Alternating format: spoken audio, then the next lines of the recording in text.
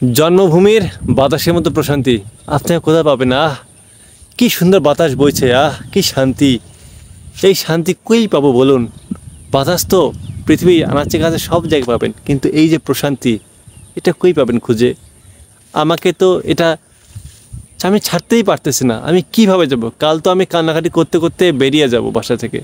আমার ভালো লাগছে না। আমি কি করব বলুন? আমাকে তো যেতে হবে। আমার খুবই খুবই খারাপ লাগছে। হে গ্রাম, তোমরা আমাকে ক্ষমা করে দাও। যদি আজকে আমার সুযোগ থাকতো আমি তোমাদের কাছে থাকতাম। আমি চেষ্টা করব তোমাদের কাছে বারে ফিরে আসার জন্য।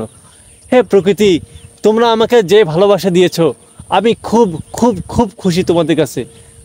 তোমাদের এই ভালোবাসা আমি শিখতো। তোমরা আমাকে যে সহানুভূতি দেখিয়েছো, আমি কৃতজ্ঞ তোমাদের প্রতি। তোমরা সবসময় আমাকে অগাধ ভালোবাসা দিয়েছো।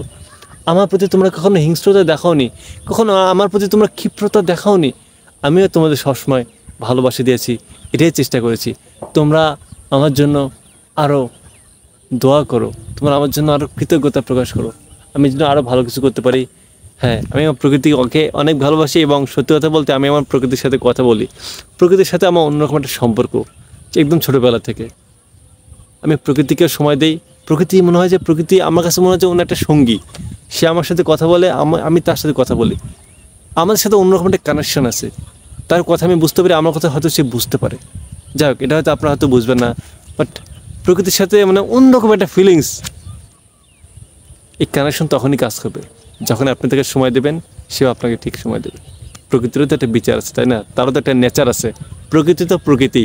ওকে, খুব মিস করবো তোমার প্রকৃতি।